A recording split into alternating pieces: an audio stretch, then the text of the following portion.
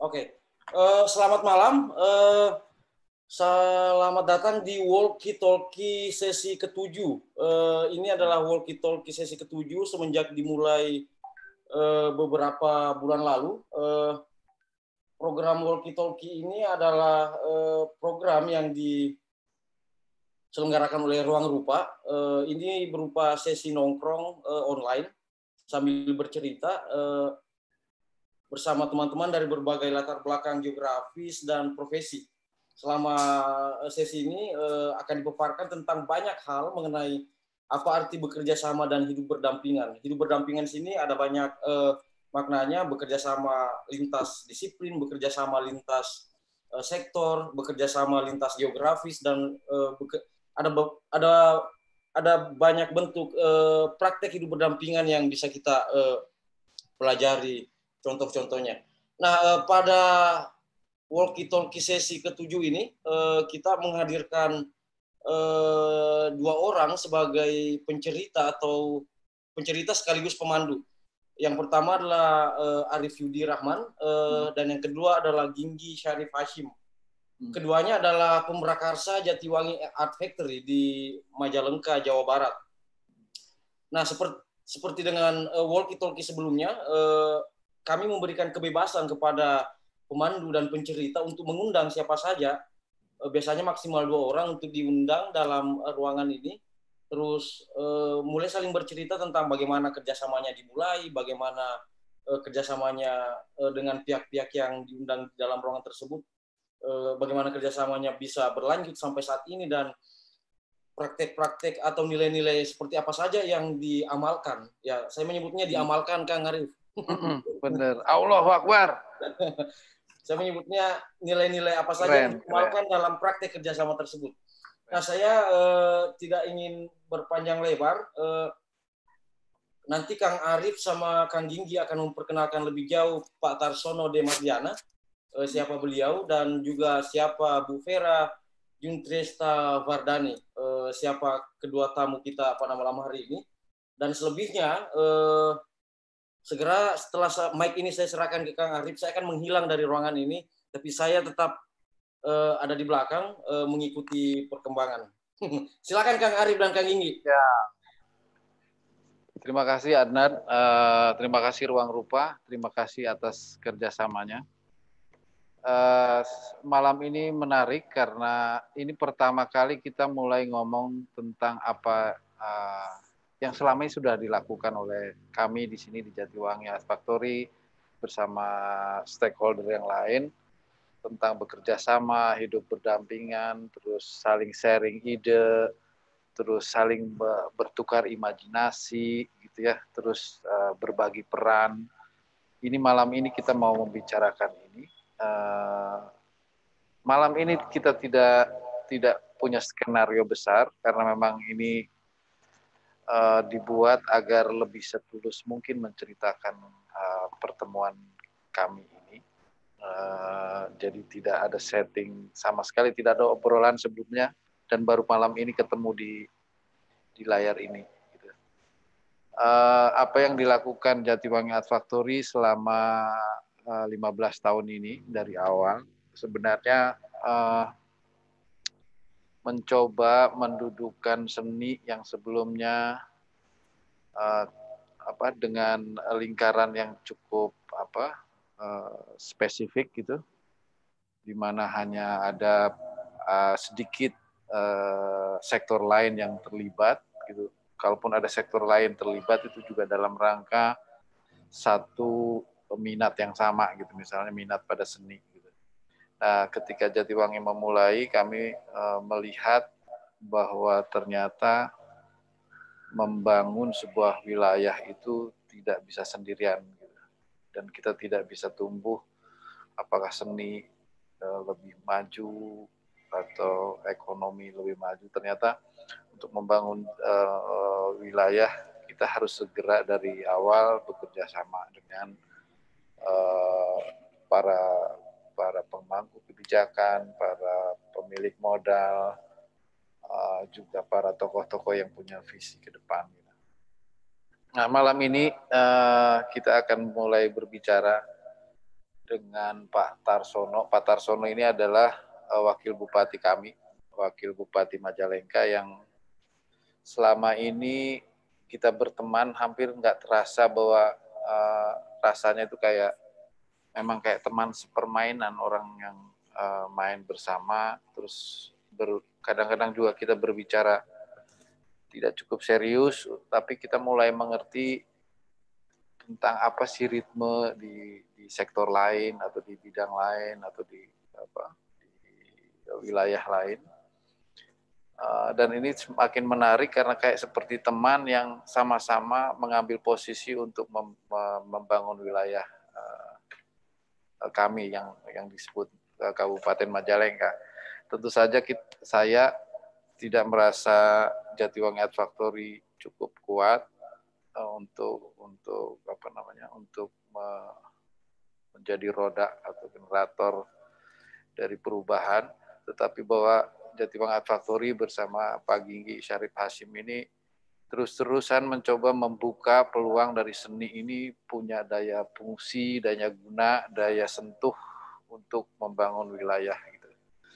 Mungkin sebelum ngobrol lebih lanjut, satu lagi saya juga meminta Bu Vera, ini dia dari Dinas Bapelitbanda, sebenarnya kalau di sini Bapeda, Badan Perencanaan Daerah.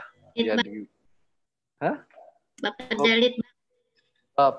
Ya, semacam begitu. Jadi plannernya masa depan Majalengka. Ini perencanaan ada di sini di Bu Vera. Dan mungkin Pak Ginggi mau menambahkan sesuatu sebelum kita berbincang-bincang. Ya, saya kira menarik ya kalau tadi bagaimana kerjasama, hidup pendampingan dan sebagainya. Juga saya kira bahwa kemudian ada beberapa momen yang kemudian itu juga menjadi pemicu daripada kerjasama yang antar stakeholder yang ada. Ya seperti kita ketahui bahwa Majalengka itu adalah sekarang ini sebuah kabupaten yang cukup cepat tumbuh, cukup akan mengagetkan pertumbuhan per tahunnya, dan kegelisahan itu juga kemudian menjadi kegelisahan bersama. Saya kira terus Pak Wabub juga punya kegelisahannya sendiri tentang rakyat dan wilayahnya. Terus kemudian ada Bu Pera yang juga cukup gelisah terus-menerus soal kesiapan warga, ketepatan akurasi pembangunan dan sebagainya. Dan ada kita yang memang kadang-kadang suka sok menggelisahkan diri sebenarnya. Apa-apa pengennya gelisah aja, sok gelisah lah sebenarnya gitu tuh. Ya tetapi bahwa memang kemudian saya kira memang jangankan kami di masyarakat yang kecil gitu, skup yang kecil, tapi kadang-kadang untuk kepentingan yang lebih besar memang kadang-kadang juga yang namanya wilayah kabupaten kadang-kadang mengatasnamakan kepentingan nasional dan sebagainya, kadang-kadang suka banyak juga yang ditabrak. Dengan begini saya kira mungkin bahwa ya kami sih sedang merasa cukup bersyukur ya, dalam kesempatan ini saya punya Pak Wabub yang yang kemana-mana datangnya sebagai teman, enggak cuma ke JAP, saya kira ke beberapa tempat lainnya, ke komunitas-komunitas lainnya juga, ke komunitas-komunitas apapun, dia suka memposisikan dirinya sebagai teman. Dari situ saya kira kemudian curcolnya juga agak jadi panjang, jadi jadi lumer gitu. Nah, terus kemudian bahwa yang menggelisahkan kita bahwa ya Majalengka khususnya Jatiwangi itu biasanya itu cukup berperan dalam setiap perubahan sebuah kota.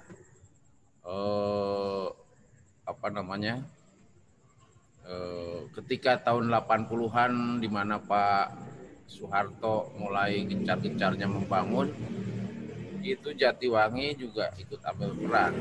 Ketika Bandara Soekarno-Hatta dibangun baru, waktu itu juga pakai genteng Jatiwangi, pakai terakota Jatiwangi. Bahkan ke negara-negara di luar Indonesia, kayak ketika perpindahan ibu kota Selangor ke Putrajaya itu banyak gedung pemerintah itu pakai genteng Jatiwangi. Nah, lalu kemudian perubahannya itu sekarang datangnya ke kotanya sendiri. Ya kami teringat ketika ICCB waktu itu dimulai juga ada Pak Tarsono, ada Bu Pera yang ikut ambil bagian juga dalam program ICCB waktu itu. Saya menjadi terharu ketika zaman Belanda waktu itu. Belanda kemudian membutuhkan material-material untuk membangun kotanya sendiri, membangun sarana sarana infrastrukturnya, kemudian memerintahkan rakyatnya untuk belajar membuat genteng dan bata secara lebih lebih skematis. Lalu kemudian datanglah ini 100 tahun kemudian ternyata datanglah perubahan di Majalengka, lalu kemudian kami bersama-sama Pak Wabub, Bu Vera di Bapeda memikirkan bagaimana kemudian membuat kawasan terakota. Sehingga kalau maunya waktu itu ketika pembukaan di ICCB, Belandanya sudah ada nih, regulasinya akan segera dibuat dan sebagainya. Akan tetapi juga lalu kemudian butuh peran-peran lain selain pemerintah. Bagaimana kemudian masyarakat juga memperbaiki skillnya dan sebagainya. Saya kira mungkin Pak Wabub bisa menceritakan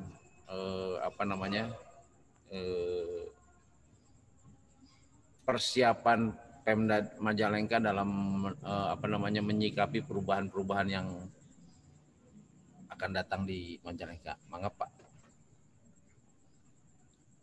Silakan Pak Wabub. Bagian saya. Iya. Seru nih. Terima kasih. Senyumnya keren ya. Ya, saya nggak mau kalah sama Kang Arif. Aduh, ya. Saya masih masuknya milenial lah. Assalamualaikum warahmatullahi wabarakatuh. Selamat malam. Waalaikumsalam. Sejahtera bagi kita sekalian. Terima kasih Jab, terima kasih Kang Arif, Yudi, Kang Ginggi, juga Ruang Rupa, Ibu Pera. Terima kasih. Menyoal tentang Jab, menyoal tentang tanah, menyoal tentang terakota. Ini memang sangat sangat menarik dan nyambung saya kira dan menjadi menurut saya kekinian.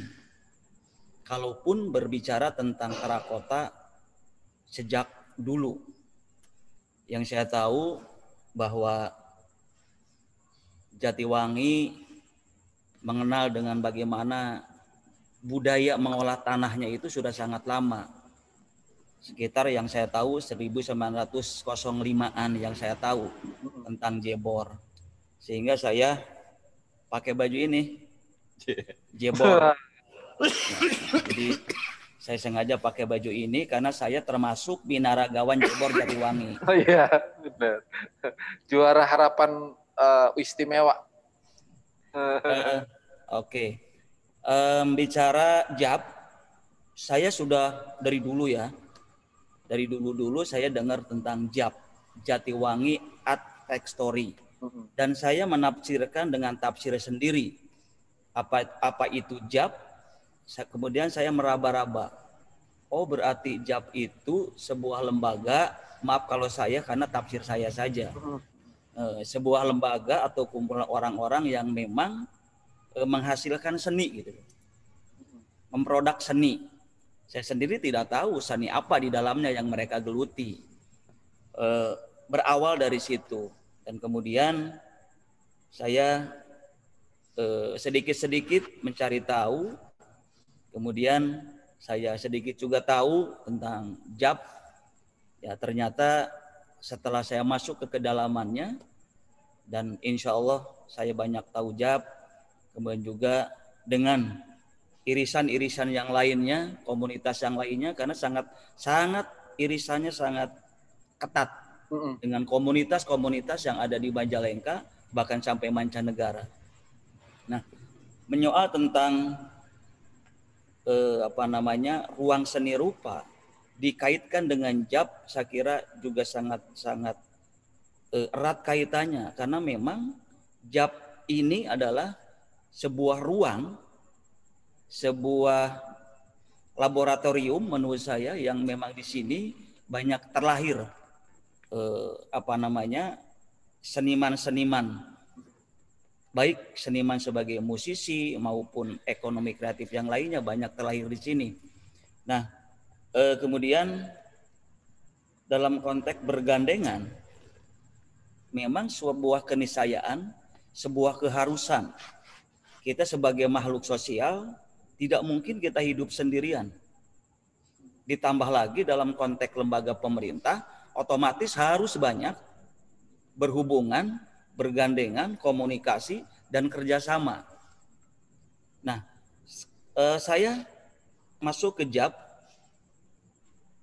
juga terakhir ada ICCB di sini, sehingga semakin tertantang saya untuk lebih dalam mendalami tentang seni rupa, kemudian produk yang dihasilkan oleh JAP itu sendiri. Nah, saat itu saya ingat betul sering teriak-teriak JAP dan juga banyak yang lainnya ingin mendapatkan ruang, ingin mendapatkan peluang di dalam konteks pemerintah untuk ikut ambil bagian membangun daerahnya sendiri, tentunya dengan berbagai latar belakang atau keunggulan yang dihasilkan oleh JAP itu sendiri. Bil khusus tentang terakota, tentang kentengnya. Diskusi panjang dengan berbagai stakeholder saat itu, sehingga bersepakat berawal dari Jatiwangi ingin dijadikan sentra wilayah terakota. Kemudian saya bilang, kenapa Jatiwangi saja? Jadi kalau begitu Jatiwangi hanya untuk Jatiwangi. Padahal Jatiwangi itu sudah mendunia. Paling tidak saya ingin menarik bahwa Jatiwangi harus ada manfaatnya juga untuk Majalengka. Nah, sehingga pada saat itu saya katakan dalam tanda kutip saya menantang JAP saat itu. Saya sebagai pemerintah daerah mulai hari ini mau menata kota Majalengka dengan ciri khas yang ada kemajalengkaannya, yang salah satunya bisa kita patenkan Majalengka kota terakota. Kenapa itu kita ambil? Karena dari dulu memang Majalengka, Jatiwangi dengan Majalengka terkenal Jatiwanginya. Orang bertanya, orang mana? Orang Majalengka. Sebelah mananya Jatiwangi? Selalu begitu. Kenapa Jatiwangi terkenal? Karena ada kenteng. Di wilayah sekitarnya ada bata yang sangat terkenal. Nah, sehingga dari itu kita ambil dari itu, udah mari kita sepakat untuk Majalengka menjadi terakota. Nah, itu didiskusikan dan mulai hari ini kita sudah mulai mempraktekkan sebagai sampling. Salah satunya yang sedang kita proses adalah alun-alunnya, kemudian ada TIC, dan kemudian nanti sudah kita rancang juga dengan alun-alun Jatiwangi. Dan begitu juga dengan ruang-ruang publik atau pembangunan milik daerah yang lainnya dengan ciri khas kita dengan Majalengka, yaitu terakotanya. Dan selanjutnya saya juga selain sebagai ciri Majalengka, tentunya terakota ingin lebih lagi kita tingkatkan menjadi terakota itu sebuah ekspansi produk dari Kenteng itu sendiri, agar pengusaha Kenteng tidak hanya saja bergerak dalam membuat Kenteng, tapi harus mampu menciptakan produk-produk yang lainnya yang berasal dari tanah. Semisal sekarang sudah mulai ada yang dengan dengan tehel, dengan tehelnya, kemudian dengan loster. Saya kira itu sebuah terobosan, dan mari kita terus gali agar tidak hanya saja monoton, sehingga dengan mengungkit dengan simbol terakota Majalengka dengan terakotanya, tidak hanya saja sebagai ciri kota, sebagai artistik yang mempunyai nilai historis, tapi harus berdampak kepada ekonomi masyarakat, dalam hal ini ekonomi kreatif.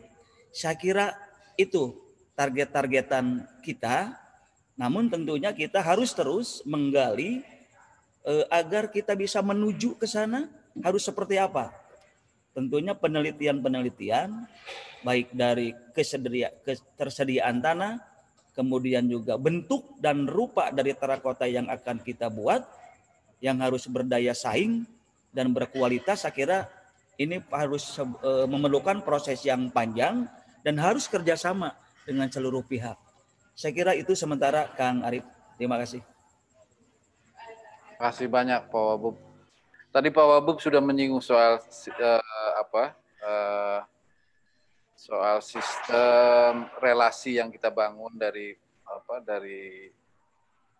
impian bersama yang dikukuhkan menjadi kesepakatan tentang Majalengka Kota Terakota. Ini menarik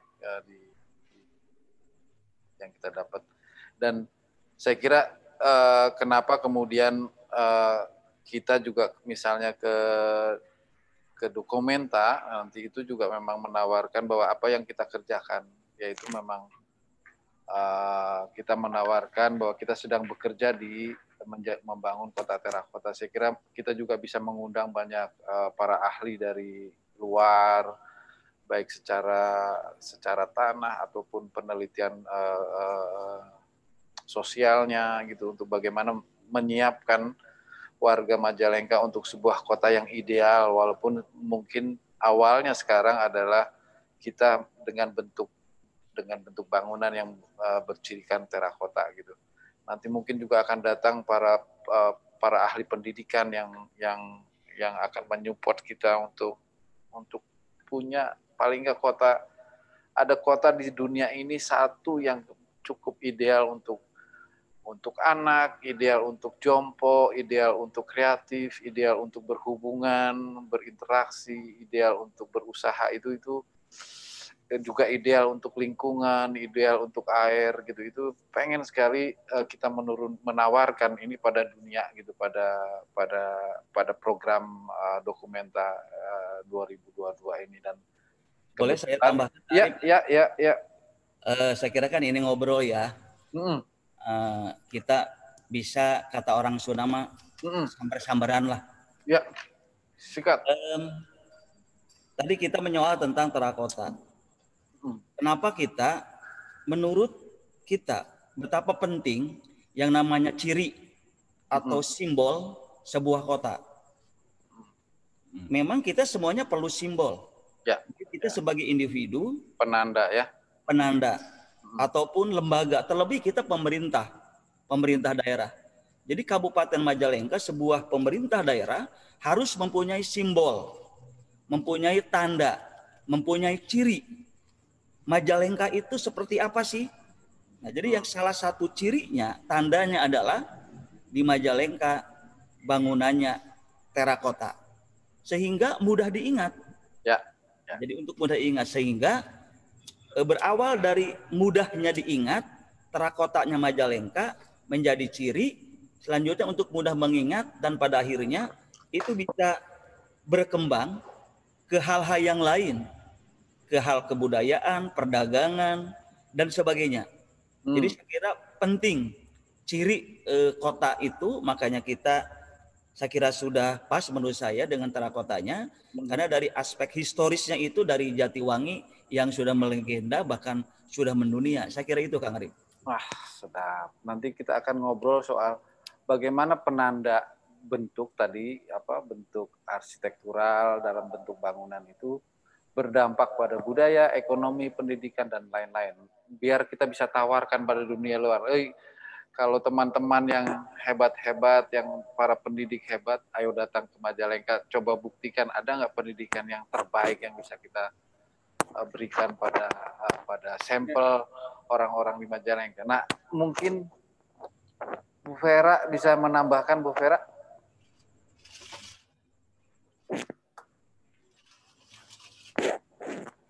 Ya, malam semua.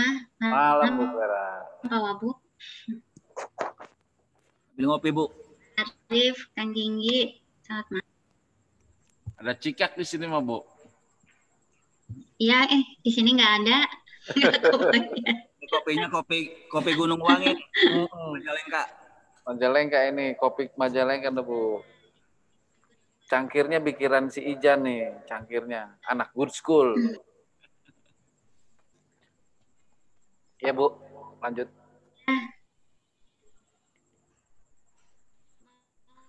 Ini dulu pertama kali tadi seperti Pak Arsono awal cerita ketemu dengan JAF itu dari 2005 Kang. Saya pertama masuk atau pertama keterima CPNS di Majalengka tahun 2005 dan itu udah kenal dengan JAF. Terutama dengan Yuma waktu itu, terus dengan Kang Arif, baru setelah itu dengan teman-teman yang lain. Dari mulai 2005 cukup banyak juga sebetulnya yang kiprah JAF yang saya pribadi tahu, dan mulai dekat sekali itu 2017 ya, waktu saya di Disparbud kalau nggak salah. 2017, kemudian waktu itu sudah sering ngobrolin tentang terakota. Atau sebelumnya ya, saya lupa, sama Kang Arif itu yang pengen kota terakota itu dimasukkan ke dalam rencana tata ruang. Ya. Karena di 2016 saya di Bapeda, di 2017-2018 mungkin saya nggak punya akses untuk ke rencana tata ruang karena saya ada di Disparbud. Baru di 2019 saya punya akses lagi setelah saya balik lagi ke Bapeda, dan saya coba memasukkan kota terakota ini di rencana tata ruang wilayah. Jadi kayaknya gongnya itu emang 2019 ya, kota terakota. Ya. Jadi awal Pak Gubernur kalau nggak salah deklarasi 2019 ya. 19, ya. Kemudian ICCB ya. CCB 2019 juga. Meskipun proses sampai ke situ cukup lama sih. Nah, RT RW sekarang rencana tata ruang wilayah kita sekarang sedang dalam revisi, dan mungkin saya sudah masukkan kawasan atau kota terakota ini di kawasan strategis kabupaten di dalam rencana tata ruang wilayah. Cuman saya kurang tahu nanti perjalanan dengan Undang-Undang Cipta Kerja apakah ada perubahan atau tidak untuk struktur rencana tata ruang wilayah ini. Kemungkinan kawasan strategis kabupaten itu mungkin nanti masuk ke dalam tidak ada nomenklatur tersendiri untuk kawasan strategis, tapi mungkin nanti ada kawasan-kawasan yang diprioritaskan pembangunannya, mungkin masuk ke dalam RT/RW-nya begitu. Nah, di awal sebetulnya waktu forum 27-an, saya lupa yang kapan, saya sudah bilang, karena saya arsitek, kebetulan saya latar belakang pendidikannya arsitek, saya melihat memang makin lama penggunaan genteng ini yang dari bahan terakota itu sudah semakin hilang ya. Orang lebih memilih mencari bahan lain karena mungkin lebih murah, kemudian lebih ringan, sedangkan penggunaan kayu sebagai rangka atapnya juga sudah mulai berkurang. Sekarang banyak dipakai baja ringan gitu. Jadi mengikuti pergantian material dari rangka atap itu, si material dari genteng juga mulai beralih gitu ya. Terus terang karena baja ringan ini lebih kalau orang Jawa bilang lebih ringkih, lebih kurang dapat menahan beban. Bisa menahan beban, tapi dia harus harus dengan kerapatan tertentu dan sebagainya gitu. Dan itu mungkin kurang familiar ke para tukang atau orang-orang awam yang membangun rumah misalnya gitu ya. Rumah tinggal kan tidak pakai arsitek, tidak pakai sipil, tapi biasanya mereka langsung pakai tukang gitu. Nah, sedangkan memang keahlian baja ringan ini sekarang tukangnya tukang khusus gitu. Nah, dari situ saya lihat memang kayaknya Jatiwangi ini harus mulai mencari bentuk lain gitu.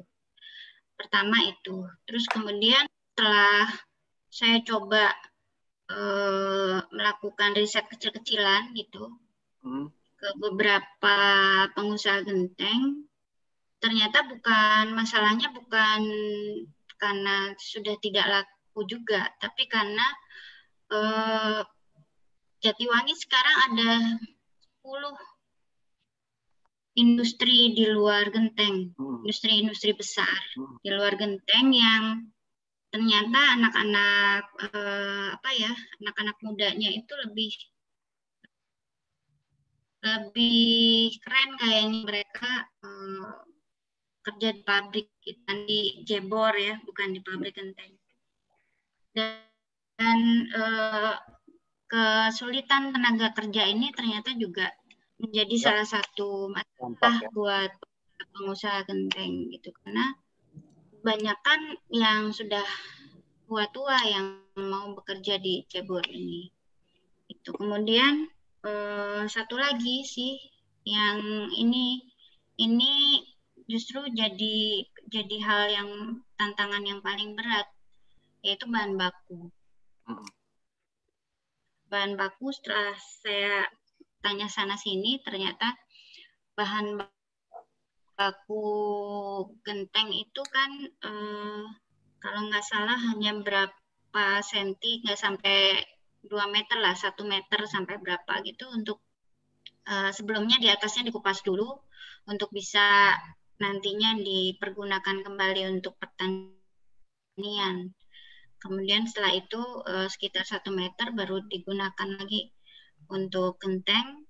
Nah, kalau sudah lebih dari itu, sudah lebih dari 1 meter, itunya sudah tidak terlalu bagus lagi untuk genteng. Nah, sekarang ya, jadi tugas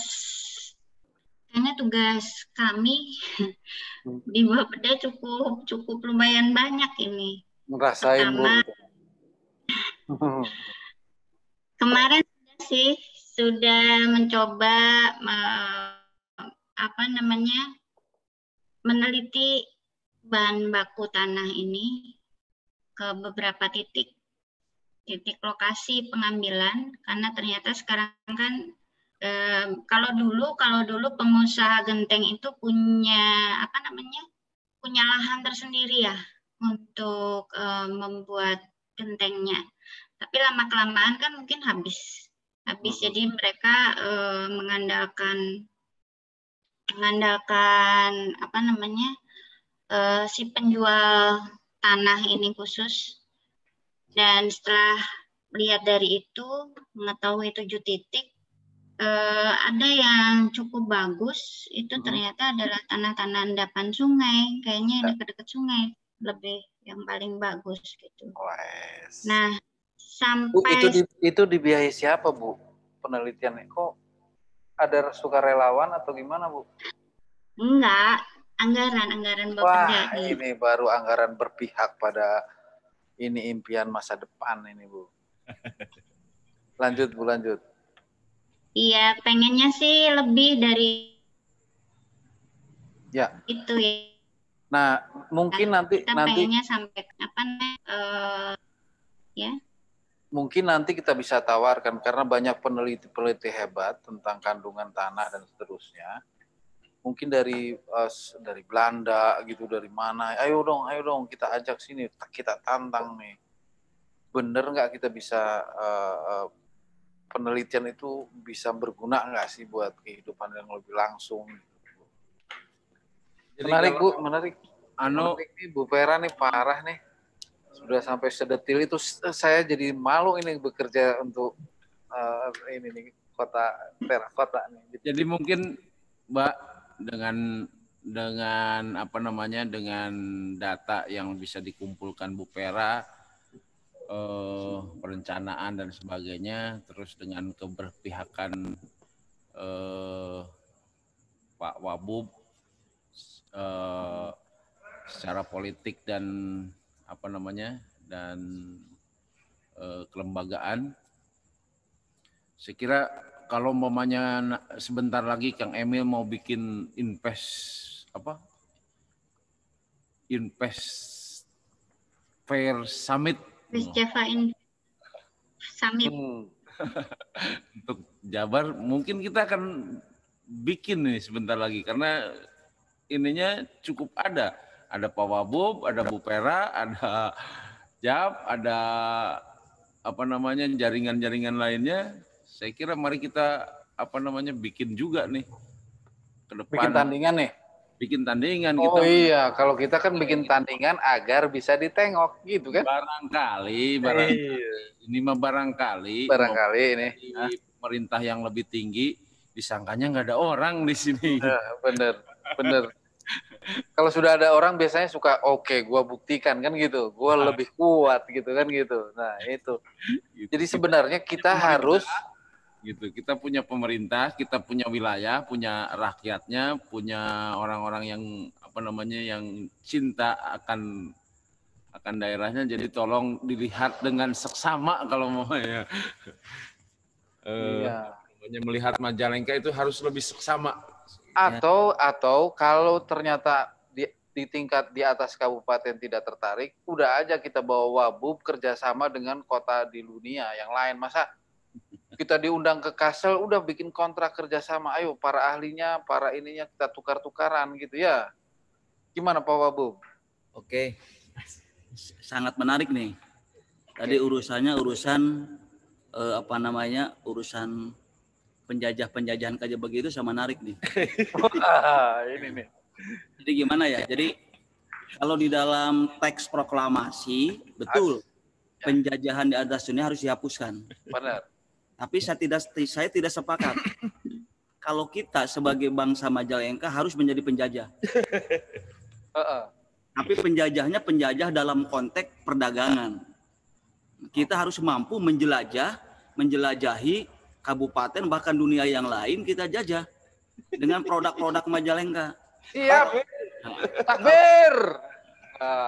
Beneran nih, kalau kita tidak mau menjajah, kita tidak punya mental untuk menjajah atau menjelajahi kabupaten yang lain,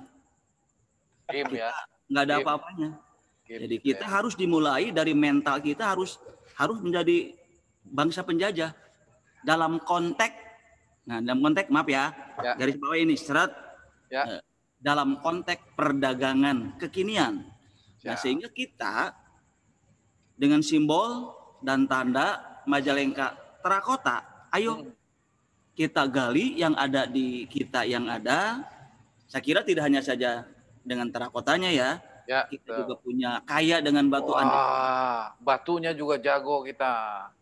Kenapa tidak? Kita kolaborasi. Kita berulang-ulang diajari oleh Kang Emil dengan kolaborasi. Nah, yuk mari kita. Jadi kolaborasi itu tidak hanya saja kerjasama atau dalam konteks pikiran, tapi kolaborasi juga dalam bentuk rupa, material, benda. Menjadi lebih sangat artistik manakala terakota kita kawinkan, kita kolaborasi dengan batu andesit yang ada di Majalengka atau sumber material yang lainnya, sehingga menjadi daya tawar yang luar biasa. Saya kira ini harus terus kita kita gelorakan. Tapi harus konkret nih. Frekuensinya harus sama. Pemerintah membuka ruang, membuka peluang, kemudian masyarakatnya juga tentunya bersiap-siap. Jangan sampai, maaf nih, kita sekarang Majalengka mau menjadi Majalengka, menjadi kabupaten terakota, membutuhkan, misal nih, karena ini lagi dirancang-rancang, silakan tanya ke Bu Peran. Jadi gapura, bangunan milik pemerintah daerah, kemudian dengan pagar-pagarnya, itu coba kita akan sulap dengan menyentuh dengan sentuhan sedikit seni dengan material terakotanya menjadi Majalengka yang artistik tapi penuh historis. Waduh, gawat ini. Aing paling tang-tang. Oke, keren. Iya, Majalengka kudu keren tuh. Keren, bener. Nah, jadi saya kira itu. Nah, kemudian itu kan tidak hanya saja dengan kata-kata. Itu harus dengan kerja-kerja kita semua. Pemerintah ada kerja, stakeholder juga kerja. Kemudian para stakeholder, para pengusaha kenteng, ya maaf juga, jangan hanya teriak-teriak gimana nih. Setelah pemerintah membuka ruang, ternyata ya ketinggalan juga nih. Harus sama-sama berlari. Garis bawahi kita harus menjadi bangsa atau daerah yang berani menjajah kabupaten lain bahkan dunia lain. Dalam konteks kita harus mampu memenangkan dunia perdagangan, gitu Kang Arif. Amin, menarik. Gelo ya. Tapi saya mau kembali ke ke Bu Vera. Bu Vera, kalau ada masalah dengan tata ruang wilayah, apakah Bu Vera perlu planner, urban planner atau apa planner gitu yang jagoan? Mari kita culik. Agar sampai kemudian kalau tata ruangnya benar, ketika kita keluar jalan langsung jatuh cinta. Warga itu kalau datang keluar langsung menyayangi siapapun gitu. Nah, itu bagaimana kita menantang planner itu sampai ke tingkat itu gitu. Karena kalau beberapa kota, katakanlah beberapa kota di mana yang dibangun, misalnya kenapa di Brooklyn begitu, misalnya Bronx atau kota Bronx itu keras, ternyata katanya tata ruangnya agak keliru gitu. Jadi membuat orang berantem dan bersitegang. Nah, kalau tata kota Majalengka, kota terakota ini, gitu, kabupaten terakota ini, gimana ketika orang jalan keluar langsung menyayangi setiap orang yang datang, orang yang lewat. Itu yang saya kira, apakah kalau Bu Vera perlu kayak gitu, mungkin kita bisa meminta ruang rupa untuk menyambungkan, tolong carikan mana yang paling jago dari urban planner atau semacam kayak gitu. Adnan ada di situ, Adnan? Tidur Adnan. Ada dong. Iya sih, pasti kita enggak planner di Majalengka sedikit ya yang saya tahu, dan mungkin sudah sibuk dengan tugas pokok fungsi masing-masing gitu. Aduh, jadi kasihan ya Bu. yang bebannya sangat berat dan mungkin nggak keotakan lah. Ya pasti kita butuh bantuan dari luar, itu pasti. pengen seperti apa gitu, karena saya lihat juga kan kita sebetulnya dilematis ya. Kalau saya pribadi sih pengennya dengan yang sekarang itu Majalengka itu sudah enak gitu ya, dengan banyaknya lahan pertanian, dengan apa namanya, kita lihat di daerah selatan hawanya masih dingin, masih, tapi kan ekonomi juga harus tetap jalan gitu. Berjalan, makanya industri masuk, pariwisata masuk, tapi kita butuh planner yang bisa apa ya, bisa menghilangkan dilema itu gitu. Jadi pertanian tetap jalan, industri ada, pariwisata oke, tanpa merusak keberadaan alam. Itu yang tadi juga saya pikirkan itu, terakota tetap jalan, tapi tidak merusak lingkungan juga dengan kebutuhan bahan bakunya yang berlebihan. Oke. Jadi memang butuh banyak orang mikir bareng gitu. Ya, jadi sebenarnya Majalengka membuka diri untuk membangun bersama-sama kota yang dianggap ideal yang di tempat lain sedang bangkrut kotanya. Nah, jangan sampai kita mengulang kesalahan yang sama, misalnya transportasinya jadi setelah lebih maju menjadi lebih ripuh, airnya setelah menjadi kota menjadi kesulitan gitu. Orang menjadi susah untuk sehat gitu. Itu saya kira kita bisa tawarkan pada dunia luar bagaimana Majalengka siap membuka diri untuk masuk eksperimen gitu katakanlah dengan keahlian masing-masing itu untuk menyumbangkan apa yang disebut ideal dari sebuah wilayah gitu untuk hidup bersama dan setara dan bernafas dengan ceria gitu. Boleh? Nah, Boleh sikat Pak. Oke. Saya kira tadi yang dikhawatirkan oleh Ibu Vera, dan kita menggali terakota, kita menggunakan tanah, kemudian dikhawatirkan mengganggu ekologi. Saya kira kita tinggal memperketat saja dari perencanaan, kemudian dan pengawasannya, sehingga di dalam regulasi itu harus ketat bahwa siapa yang katakannya dengan menggali ke dalam itu diharuskan, diwajibkan itu mereklamasi. Ya. Nah itu saya kira yang harus kita diperketat agar ekologi kita ini tetap terjaga, saya kira itu yang paling penting ya.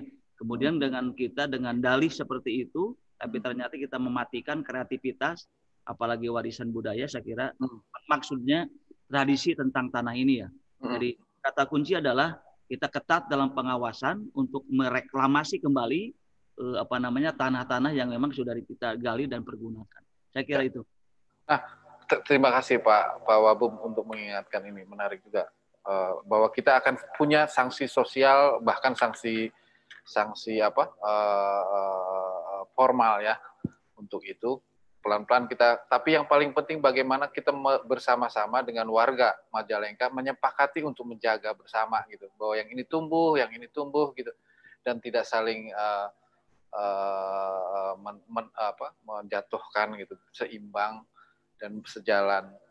Saya kira kita perlu terus-terusan kampanye untuk itu ya, karena tentu saja yang namanya usaha itu kadang-kadang serakahnya minta ampun gitu ya, susah dikendalikan walaupun sudah ada hukumnya, dan itu bisa disentuh kalau kita memang punya kesepakatan bersama yang bagus untuk ke depan.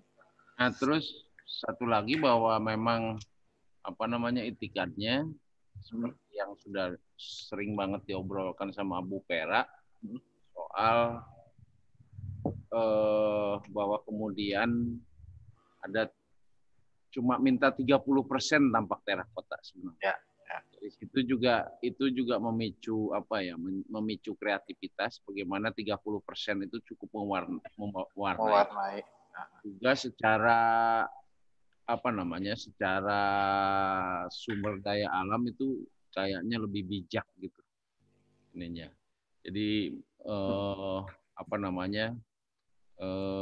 masih bisa menggunakan material dengan kemungkinan lain, karena tentunya juga material yang lain juga penting juga saya kira. Tapi bagaimana kemudian dari 30% itu artinya tantangan desain dan sebagainya itu yang kemudian menjadi menarik untuk dieksplorasi. Ya. Kami juga tidak ingin kembali lagi. Sama lagi. Ya, Bu. Kalau nggak salah kemarin waktu bikin semacam lantai atau paving yang dari bahan terakota itu, kalau nggak salah dari pecahan ini ya, genteng yang sudah recycling, ya betul, Bu. Ya. Ini Bu. Begitu maksud saya yang lantai ini. Lantainya itu masih bisa dikembangkan lagi, betul, Bu. Iya, yang menarik, kayak menarik. gitu.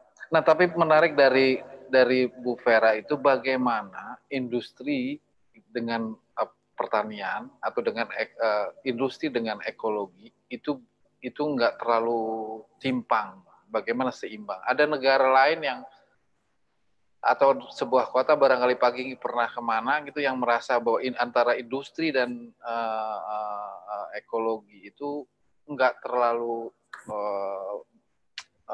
anjlok banget gitu. Barangkali punya pengalaman bisa di-share. Ya, saya kira kalau saya tertarik sama Polandia gitu. Polandia itu juga sebagai negara yang komoditi unggulannya adalah kayu. Tetapi yang menarik di sana itu hutannya juga masih bagus-bagus. Dan jadi yang kalau ngelihat daerah industrinya, Bu, jadi daerah industrinya itu setiap pabrik itu harus di barrier sama sama 3 baris pohon besar. Jadi kalau minimal. Jadi kalau kita ke kawasan industri, pabrik-pabrik itu kayak ke hutan, Pak. Karena memang di luar pabrik itu harus ada 3 baris pohon besar mengelilingi pabriknya. Jadi setiap pabrik harus ada 3 pohon besar. Tampak memang kemudian kawasan industri itu tidak menyeramkan gitu. Kalau nggak salah kita mau kerjasama Pak Wabub dengan Majalengka Magdalena ya. Tapi karena COVID kita nggak. Oke, masih mungkin. Terus saya kira yang paling penting kan karena juga banyak banget ya, kayak di Korea sendiri juga gitu. Kalau mamanya mereka ketat banget soal bagaimana berdampingannya industri dan ekologi. Gitu. Akan tetapi saya kira kalau mereka investnya di kita, kadang-kadang suka sembrono gitu. Iya, mungkin yang Korea datang ke sininya Korea KW kali ya. Pabriknya yang pabrik kalah di negara lain, datangnya ke kita ini, aduh. Jadi kalau saya sangat tertarik banget umpamanya menggunakan forum internasional yang sudah dibangun jaringannya ini untuk bagaimana ngomongin umpamanya kalau kita ke Jerman, ke Korea, ke negara-negara industri maju, kalau kamu mau investasi di Indonesia, ya disamain dong standarnya gitu. Gak usah dikejar-kejar sama Pak Wabub terus kemudian, woi kamu ngerusak gitu ya Pak Wabub, kasihan capek udah. Bener. Terus kayak saya pernah sama salah satu teman dari Korea keliling-keliling ke pabrik Korea, juga ternyata mereka juga cukup respect terhadap teman-teman seniman dari Korea gitu. Yang biasanya kalau mau ketemu sama bos-bos Korea di pabrik-pabrik itu sangat sulit. Ketika kami bawa orang Korea datang, ini di Jatiwangi ya, di Majalengka. Itu kebetulan dari Dewan Keseniannya di Korea. Itu mereka yang namanya dewan kan memang walaupun Dewan Kesenian di sana martabatnya juga lebih baik. Itu kemudian bosnya sampai turun dan menemui gitu. Jadi ya saya kira mungkin itu juga jadi salah satu posisi tawar perubahan, jaringan-jaringan internasional dan sebagainya, sehingga ketika mereka berinvestasi di tempat kita, karena memang kebetulan sebentar lagi Pak Gubernur akan memperdagangkan wilayah kita. Minimal ya sama lah kayak di negaranya ya. Gitu. Benar. Ya, Pak Wabub, ya. Saya keingetan juga tadi sama Kang Ginggi terkait bagaimana kita membuat satu ekosistem gitu, yang seimbang, ekologinya yang baik, dikaitkan dengan industrialisasi, dan dikaitkan juga dengan tadi tanda sebuah kota atau ciri. Di samping tadi terakota, kenapa tidak dikaitkan dengan kita membuat ekosistem yang ramah, kita membangun industri yang ramah lingkungan. Coba Ibu Pera, karena Ibu Pera itu yang teknis ya, ngutak-ngatik di awal konsep, kalaupun nanti juga kebijakan memang pimpinan. Tapi kenapa tidak, itu harus Ibu Pera ingat-ingat dijaga. Bagaimana caranya agar di Majalengka industri itu tumbuh, atau dalam perizinan itu masuk satu kewajiban. Seperti tadi di Polandia, saya kira di lingkungan pabriknya itu harus sekian persen untuk ditanami pohon-pohonan. Tapi jangan kita ngambilnya yang minimalis, yang standar saja. Jadi jangan kita mengambilnya asal ada saja. Tidak demikian. Tapi harus yang betul-betul standar, di samping sebuah kebutuhan berdasarkan perundang-undangan dan memang dari hukum lingkungan, dan juga nantinya akan menjadi ciri. Kemudian menjadi kembang bibir lah kata bahasa Sundanya mah. Lamun ka Majalengka mah kalau mau bikin pabrik itu kudu wajib di lingkungan industrinya itu sekian pohon. Pohonnya sudah ditentukan jenisnya, karena sudah melalui penelitian yang memang mengeluarkan oksigennya sangat banyak, menyerap karbonnya itu sangat tinggi. Coba itu kita teliti pohon apa itu yang rindang, kemudian melakukan oksigennya bagus, paling tidak menyerap karbonnya itu juga banyak. Saya kira itu perlu, Bu, sehingga menjadi tanda gitu. Menjadi tanda Majalengka itu ramah lingkungan. Kalau bikin pabrik itu wajib, kalau tidak sanksinya berat. Saya kira itu. Benar. Asik nih. Ini tugas bersama ini, nanti Bu Vera yang menyusun ininya ya. Menyusun diskusinya. Bu Vera menyusun diskusinya. Jangan terlalu tegang Bu Vera. Kalem. Tenang.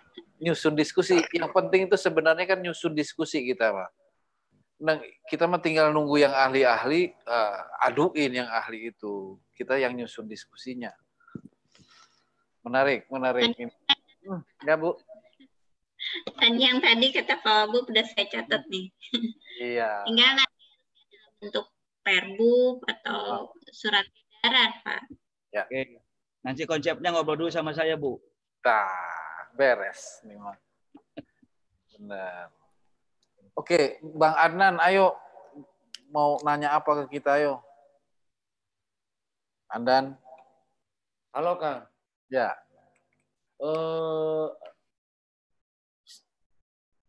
Semuanya kembali ke Kang Arif dan Kang Ginggi sebagai pemandu dan pencerita malam ini. Ini sudah bercerita. Tapi menarik sekali mendengar pembicaraannya, dan menarik sekali mendengar pembicaraannya bagaimana kerjasama antara Jatiwangi Art Factory dengan Pak Wabub dan juga dengan Bu Kabit terbangun justru sudah sangat lama, dan jalinan hubungan itu masih terjadi sampai saat ini, malah membuka malah semakin banyak kemungkinan kerjasama yang bisa dikembangkan baik saat ini maupun di masa nanti. Ini mungkin yang juga menjadi pelajaran bagi kita semua ya, bahwa kerjasama dan hidup berdampingan seperti yang tadi saya bilang dari awal ada begitu banyak nilai-nilainya yang ada begitu banyak nilai-nilainya dan ada begitu banyak bentuk kerjasamanya ya, lintas sektor, lintas wilayah, lintas geografis, lintas kepercayaan, lintas macam-macam. Bagaimana JAF membina jaringan dan hubungan kerjasama dengan Polandia misalnya, atau Korea Selatan, atau teman-teman di Jerman, dan kalau di dalam negeri misalnya dengan Jakarta, dengan Jogja, dengan Bandung, Surabaya, dan kota-kota lain di luar Pulau Jawa, misalnya Medan dan tempat-tempat lain. Mungkin itu yang juga teman-teman ingin dengarkan lebih jauh. Kira-kira jika ada kemungkinan kerjasama melakukan sesuatu antara pihak JAF, Jatiwangi Art Factory, dengan Pak Wabub, dengan Bukabit, di luar dari apa yang tadi dibicarakan sebelumnya, kira-kira dalam bentuk apa? Ya, menarik. Adnan, sebenarnya yang kita sedang bicarakan dari tadi adalah sebelum sampai menjadi sebuah sistem. Tapi kita bisa tahu bagaimana kita punya kesepakatan tentang sebuah wilayah. Itu sebenarnya saya kira tidak mudah, karena misalnya pemerintah perlu kedewasaan untuk mendengarkan warganya, dan ini sedang terjadi gitu. Bahwa kami dalam posisi sebagai warga itu didengarkan dan kemudian bersama-sama mencari kesepakatan, dan itu akan menjadi sistem. Tadi misalnya jadi perda, jadi perbub gitu ya. Ini akan kita kunci menjadi kerja bersama yang baik Pemda, baik pemerintah lokal sama warga itu punya sanksi yang sama dan punya tugas yang sama untuk membangun kesepakatan itu, menjaga kesepakatan itu. Nah, yang paling ingin dibicarakan dengan teman-teman dari negara lain atau dari kota-kota lain, adakah teman-teman tertarik untuk mengeksplorasi impiannya tentang sebuah wilayah yang bagus secara ekologi, juga tumbuh secara ekonomi, juga sehat secara pendidikan dan seterusnya? Mungkin Andan bisa tawarkan pada banyak orang untuk itu. Dan kami sebagai warga, kalau kami ya, saya terutama sebagai warga Jatiwangi dan dari Kabupaten Majalengka, siap menemani untuk yang diharapkan bahwa kita punya sampel sebuah wilayah yang kalau kita pergi misalnya dari Makassar menuju Toraja, kita saya pernah tahun berapa, 95 gitu, langsung adzan aja Allahu Akbar karena indahnya gitu loh. Dan itu buat saya sedikit sekali gitu loh, terkejut karena sebuah wilayah yang membuat saya bersyukur gitu bahwa saya dilahirkan di sebuah wilayah yang ada di sini. Gimana Andan? Ya, saya sendiri sebetulnya baru beberapa kali ya ke Jatiwangi. Datang ke Jatiwangi itu pada saat penyelenggaraan Jatiwangi Art Festival tahun keramik ya. Iya benar ya. 2008. Saya masih ingat tuh Kang Ginggi pada saat itu bikin karya video kerjasama sama seniman. Si seniman videonya, terus Kang Ginggi perform bicara soal masa depan desanya sambil pakai baju dinas. Iya, kepala desa, dia masih kepala desa. Terus ada seniman Thailand ya kalau nggak salah, namanya Mongkol, yang bikin acara Mongkol ya? Mongkol ya. Dan iya, sebetulnya sama dengan beberapa tempat-tempat lain di Indonesia yang pernah saya kunjungi, yang mungkin juga Kang Ginggi atau Kang Arif atau Pak Wabub atau Bukabit pernah kunjungi. Setiap tempat memiliki potensi nyawa dan uratnya sendiri ya, yang mungkin tidak ada di tempat lain selain di tempat itu tuh. Dan itu kerasa sekali waktu pas di Majalengka, bentang alamnya memungkinkan, terus terutama sebetulnya juga sumber daya manusia ya, dengan adanya Jatiwangi Art Factory dengan jaringannya yang berlapis-lapis, mulai dari jaringan akar rumput sampai di tingkat pengambil kebijakan. saya rasa tempat-tempat lain perlu banyak belajar kepada JAF dalam hal seperti ini. Saya kira itu Kang Yudi, Kang Arif. Nah, yang pengen ditanya ke Anan, kira-kira bisa nggak kita tawarkan perkara-perkara kami itu ke Dokumenta, ke teman-teman lain atau ke jaringannya Dokumenta yang lebih besar, ke jaringan Ruru gitu? Iya, rasanya sangat terbuka ya, rasanya sangat terbuka untuk menjadikan ini semacam tawaran, sebagai tawaran kepada siapapun yang tertarik untuk berkolaborasi ya. Dan ada banyak platform yang bisa dipakai juga. Rasanya sangat terbuka. Bisa dengan dokumenter saya rasa, dan juga bisa tidak dengan dokumenter, bisa dengan cara-cara lain. Ya. Bisa dengan cara-cara lain yang terus-menerus didorong sampai apa yang teman-teman di Jatiwangi Art Factory dan teman-teman di Majalengka rencanakan. Seperti itu. Saya rasa bisa di mana saja, dan terutama juga kemungkinan yang ada di kita ya, di dalam negeri juga rasanya juga pasti ada begitu banyak potensi yang memungkinkan ya. Ya. Ya kalau ya pertama umpamanya ya kita sering banget menggunakan momentum ya. Umpamanya kayak ketika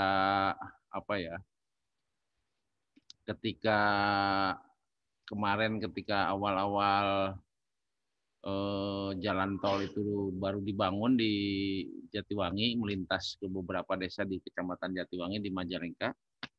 Itu kemudian kami juga dibantu teman-teman dari Malaysia waktu itu, karena memang salah satu main investornya itu Malaysia.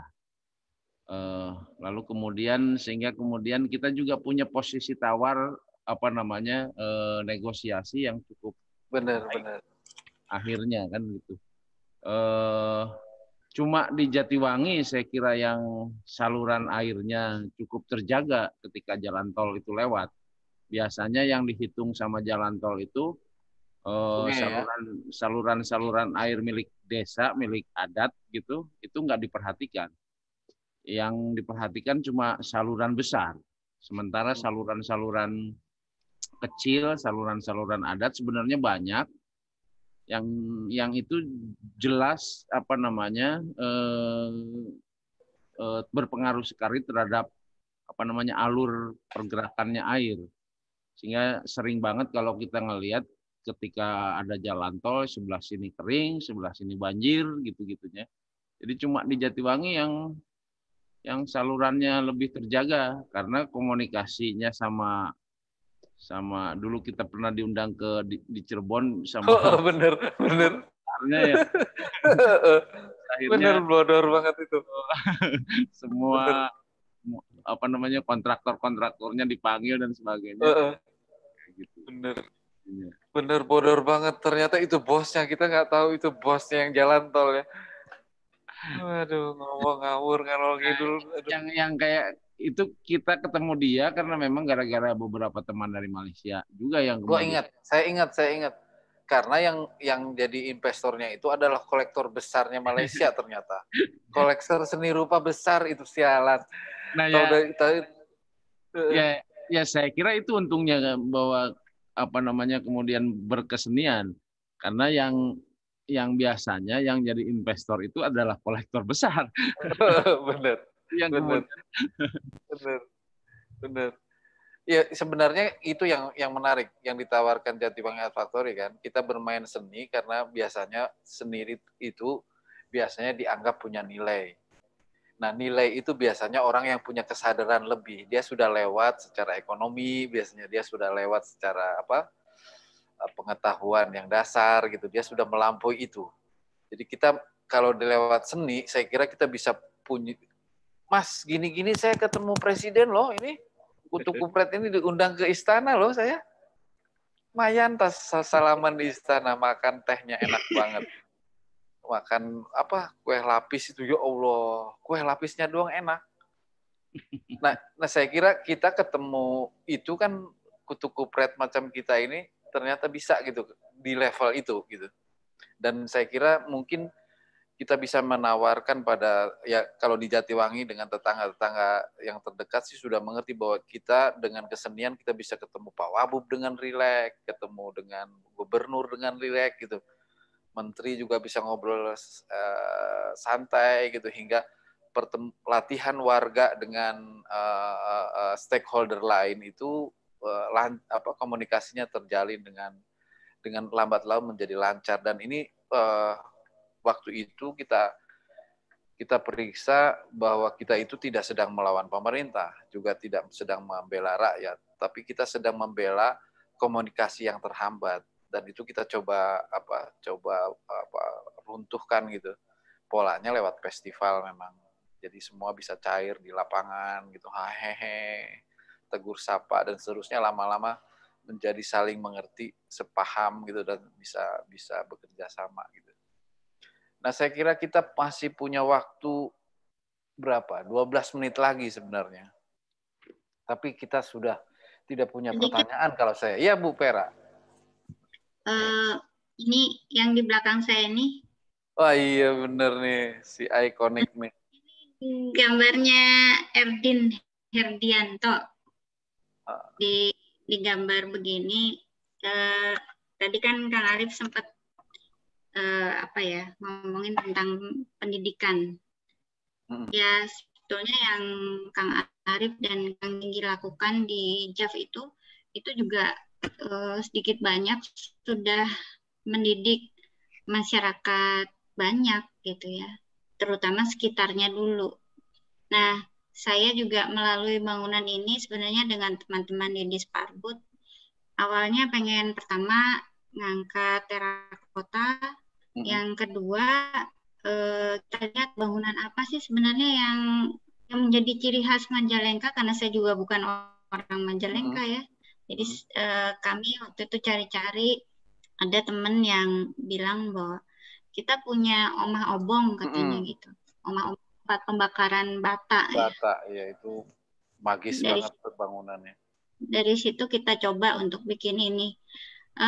Meskipun pada awalnya bangunan ini tuh banyak yang ngejek ya mungkin ya.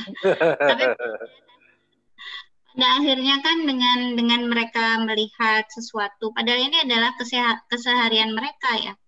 Yeah. Tapi mereka nggak nyadar kalau ada di keseharian mereka. Pada saat ini sudah menjadi ikon, baru mereka sadar mereka miliki ya. Ya, dan itu satu pendidikan juga untuk masyarakat luas, bahwa apa yang ada di dekat sekitar mereka itu justru sebenarnya yang terbaik yang bisa dijadikan sesuatu. Nggak usah jauh-jauh cari kemana-mana. Itu sih Kang. Ya, itu kemarin waktu ada dari Tangsel, Tangerang Selatan yang staf ahlinya wali kota gitu ya. Itu langsung, wah sialan nih, udah ada ikonik 1, 2, udah mulai panas mereka. Mereka balik lagi mau mengembuskan ikonik Tangsel sudah nggak bisa, sudah kayak Tamrin itu mah, udah kayak Singapura, bingung mereka. Iya. Iya. Saya kira yang kita bicarakan mudah-mudahan menarik buat teman-teman di luar sana. Tapi inilah kami itu berjalan sebenarnya juga nggak pernah punya struktur. Kita cuma punya pertemuan reguler yang cukup ketat, ada bulanan, ada tahunan, dan 2 tahunan sampai 3 tahunan, hingga lambat laun semua berhubungan dan saling mengikat gitu. Tapi yang ingin dikatakan di sini barangkali bahwa ternyata seni itu bisa cukup lebar membuka idenya gitu loh. Jadi kalau tadi Pak Wabub, ini seninya seperti apa ya? Memang nggak jelas seninya di Jatiwangi Art Factory ini. Seninya itu memang kita hidup bersama gitu, kesepakatan, toleransi, saling menyayangi, itu seninya kita gitu. Bentuknya nanti misalnya di pameran mana-mana ya kita biasanya ngarang. Tapi ngarangnya juga cukup canggih karena memang terbiasa nggak bohong, kayak barudak jam dilatih ku pagi gitu.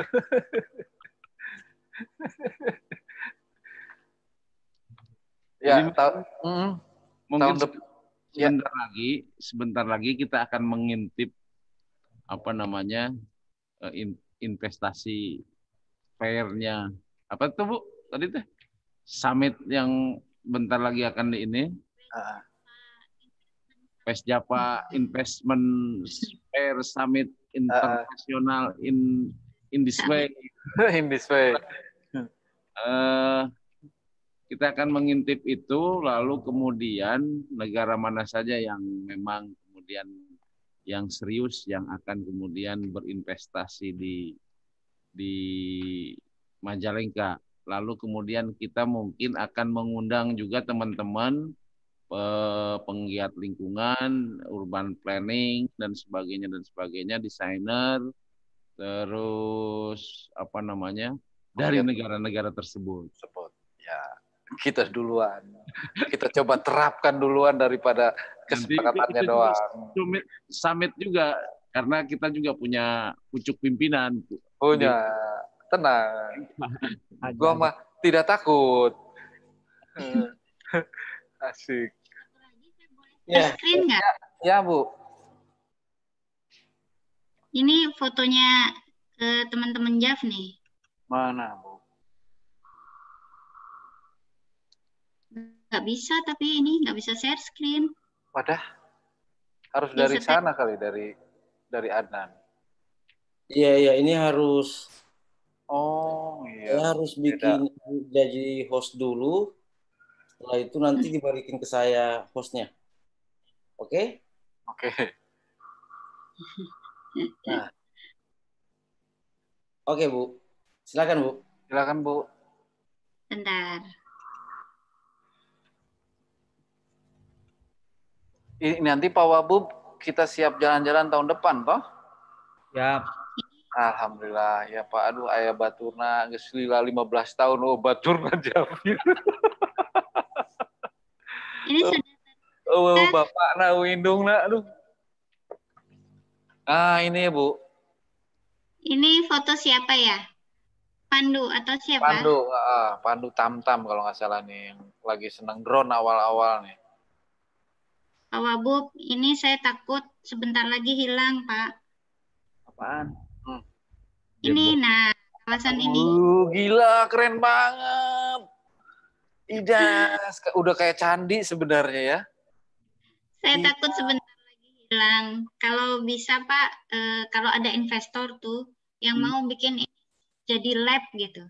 Wah, keren. Lab atau museum atau apalah gitu. Tapi kawasan ya. Jadi mungkin teman-teman dari luar atau teman-teman dari luar Majalengka bisa belajar membuat keramik atau bereksperimen atau membuat genteng tuh di sini. Bisa tinggal di sini gitu. Wow, keren banget ya. Gila, ini udah kayak candi nih. Ini salah yang akan kita beli nih, Bu.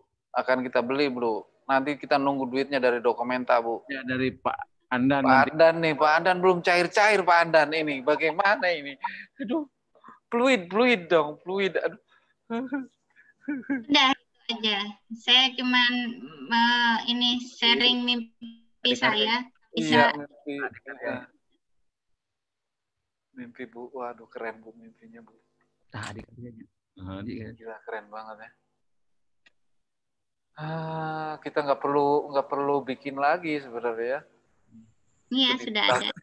Di tas ini udah punya hotel di situ, wah gila.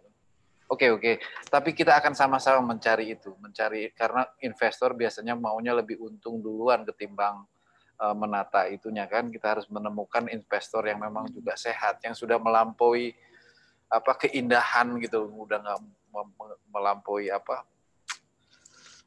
yang remeh-temehnya. Tapi saya kira banyak investor yang punya kesadaran bagus ya sekarang ini, yang juga tidak serakah hanya untuk keuntungan belaka gitu. Dan saya kira kita juga pelan-pelan mencari cara ekonomi yang baru, yang yang satu sama lain seimbang gitu, di mana orang sukses itu bukan karena dia sukses, tapi karena memang dia dikodratkan itu, dan tidak perlu kemudian jadi sesuatu yang membuat kita takut gitu. Saya kira ke depan kita akan ketemu, ya kita ketemu misalnya Pak Wabub sebagai politisi yang kuat, dan saya tidak bisa jadi politisi gitu. Kalau sekarang kan semua orang tiba-tiba bisa jadi politisi gitu, padahal tukang dagang aja bisa jadi politisi sekarang mah. Nah, padahal karakternya kan beda, jiwanya juga beda, interestnya juga beda. Saya kira ini yang pelan-pelan kita harus melihat bahwa ya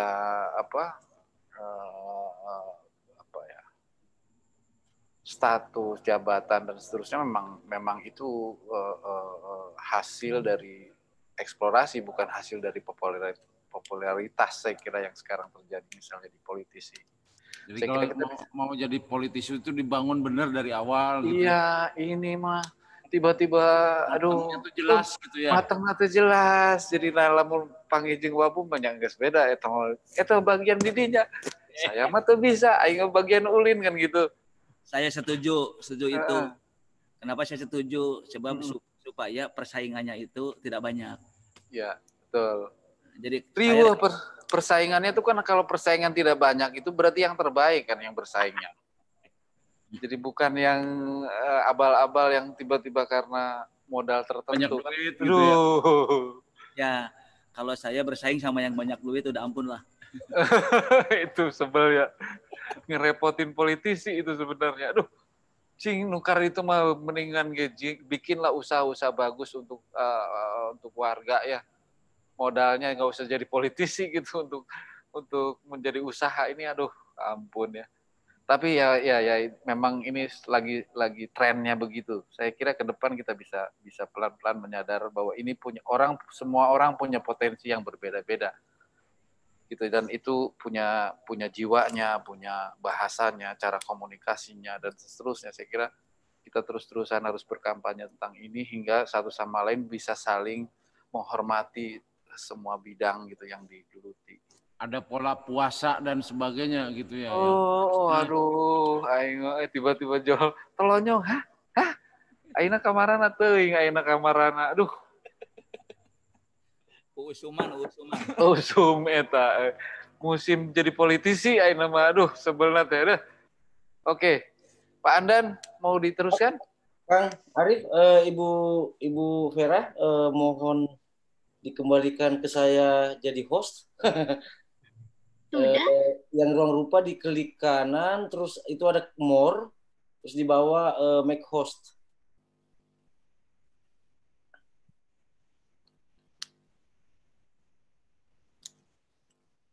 Makasih banyak Bu, makasih banyak. Ya, dan terima kasih banyak kepada Kang Arif Yudi, Kang Ginggi, Pak Wabub Tarsono, dan Bu Kabit Vera yang sudah meluangkan waktu bersama kita sejam lebih di Walkie Talkie sesi ke-7 ini. Pembicaraannya sangat banyak hal yang bisa dijadikan inspirasi bagi banyak orang ya, bukan hanya di Indonesia tapi di tempat lain. Nanti rencananya pembicaraan tadi ini kan direkam, terus nanti akan dibuatkan subtitle dalam bahasa Inggris, terus upload di kanal YouTube Good School. Saya kira itu.